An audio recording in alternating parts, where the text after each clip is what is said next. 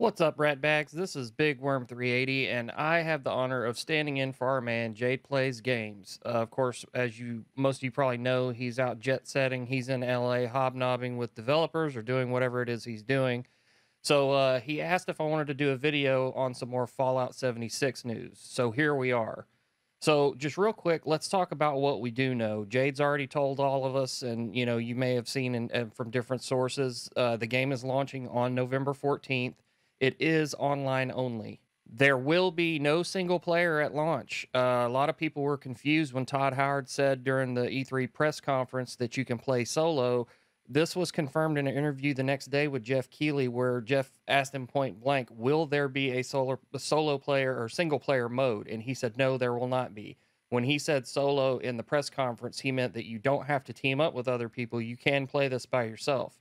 Of course, this being a multiplayer only game, it's going to benefit you and it would behoove you to team up. And plus, you can play with your friends. And that's what it's all about, right?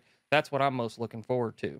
As it is with most huge games like this coming out, there's always more questions than answers, especially at this stage of the game.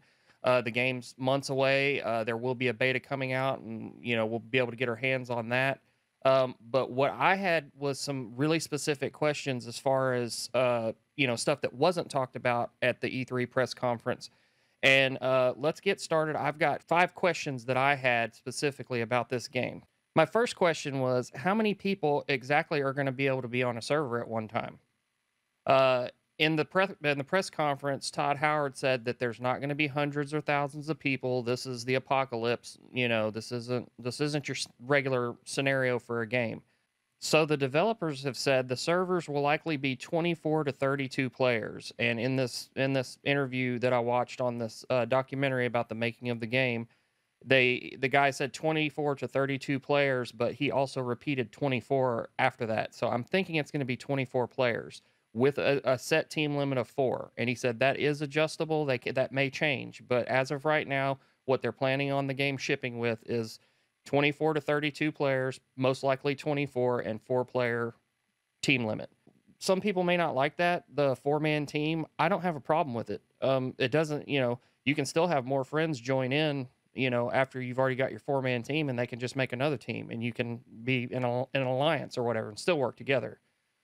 So I don't think it's going to be a big deal. The problem with having more than 24 or 32 players in a server with a game of this scope and size, you're going to start seeing degradation as far as performance. And they were trying to get that sweet spot where they could get the most performance out of the game, and have as many players as possible to make it still work.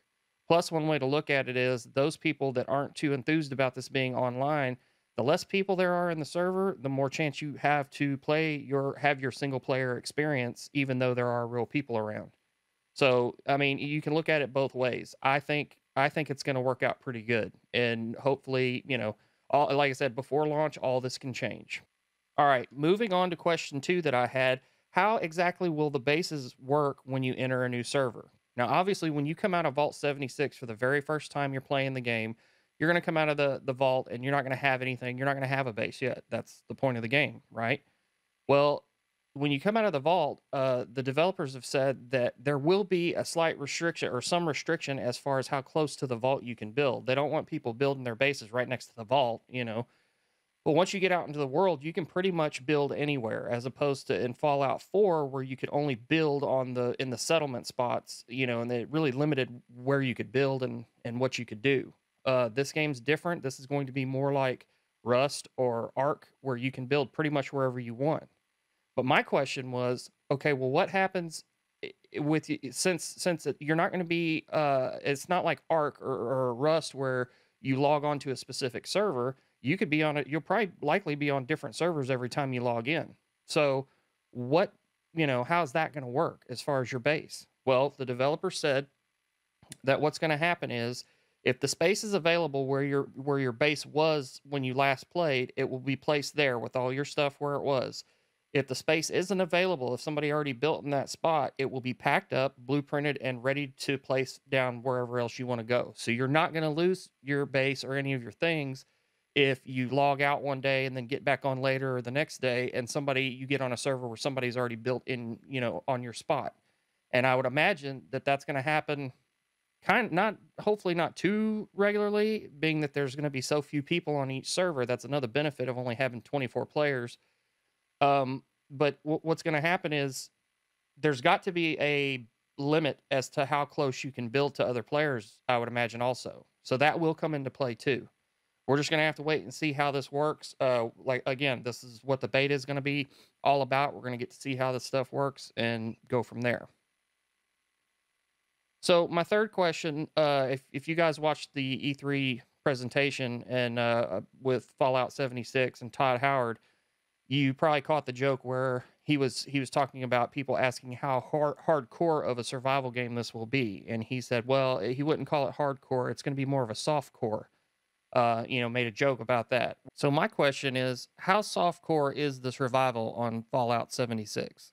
From what I gathered from watching this documentary, the devs they took a lot of time to play test and figure out how far they wanted to go as far as the survival aspect of the game. They didn't want to have the game, they didn't want to bog the game down with the grind players face when they play other survival games like an Ark Survival or something like that. They didn't want it to become a chore to get on and play the game. And so you're still going to have to find resources. You're still going to have to build a base, and you're going to be finding stuff to craft weapons and armor, but it's going to be done in a way where it doesn't feel like a chore. So you're going to get on, you're going to play, you're going to be playing with your friends, you're going to be able to find stuff, and I don't think you're going to have the biggest base you could build in the first hour of playing, but at the same time, it's not going to take days and days of grinding out, and you're going to get out there and start exploring and playing the quests and stuff like that, quicker than you might in most games, because this game is still going to have a story aspect to it that most other survival games don't. Usually those other games you get on and that's all you're doing is building and trying to, survive. So there is going to be a story put to this game. So it's not going to be a deal where it's going to be a total grind. So that sounds pretty good to me. All right. Moving on to number 4, the question I had. What exactly game mechanic wise is going to change to fit better in a multiplayer setting? So one of the things that they talked about, they've made the rad meter, instead of it being like in Fallout 4, where as your rad meter increases, your health meter decreases. Well, they've changed that up a little bit to where when the rad meter increases, the higher it gets, you have a chance for mutations on your character. So they said this is similar to the traits you might get in Fallout 1 and 2, being that there's a plus and a minus to the mutations, meaning you're going to get something good out of it, but then there's also going to be a negative. You may have, I mean, just he didn't say specifically anything, but I'm thinking, okay, you may have like super melee strength, for instance, but then at the cost of you might move slower or something like that. It's not just going to be a good thing or a bad thing. And then also you'll be able to, through the crafting system, you'll be able to craft cures for the rad poisoning and all that anyway. So if you end up with some kind of mutation that's just slowing you down, or you just don't like it at all, you can go ahead and cure it and be done with it. So I think that's going to be really cool. It's going to add a lot to the game as far as the way you can play the game, because you may end up with a mutation or something that you want to keep, and you may not cure it at all. We'll just have to see how that plays out. Okay, so moving on to my last question, number 5. What is the end game in Fallout 76? We all saw in the on Jade's videos, and if you watch the presentation live, you saw that Todd Howard was talking about the fact that there's going to be nuclear weapons being able to be launched on this game. They said you're going to have to work with other teams to complete puzzles, to get the codes to launch the nukes, and you're going to have to find the nukes and all that. And it's the end game for this game is getting to the nukes. Basically, they called it a cyclical nuclear war type situation is what the end game is. So I think this is really going to be interesting, because Todd Howard even brought it up in an interview. It's going to depend on who gets the codes, the way they're used. Are you going to have Is it going to be groups of people that are all working together, basically against the game, that are kind of aligned? Or is it going to be teams that are just in it to kill other people and working against these, other teams? So are they going to blow it up? Are they gonna team up and use the nukes to? Because what happens is the scorch beasts, those big winged things that come out of the ground, that's what the nukes are actually for, and you can close up their holes, and it's going to irradiate the whole area, and it changes the landscape in a way that you get more rare drops in those areas because it's going to be a more dangerous area to be in, and you'll get better gear and stuff like that out of it. So, Todd Howard said, "Is it going to be a situation where people just get the nukes and just blow other people up, or are they going to say, no, I don't want to use it right now?" And you're going to end up with multiple teams with launch codes and a situation where it's like a Cold War. Basically everybody's kind of on edge in the server because they know they at any moment they could get blown up, but wants to do it because they know they can get launched on as well. So it's going to be real fun to see how that works out, and I'm excited for this game. I think it's going to be real fun. I know Jade's real hyped up for it. I know I am too. There's a lot of people that are fans of the Fallout series that are not real pleased with the direction this game's going. Now, you got to understand where I'm coming from. My first Fallout game was Fallout 4.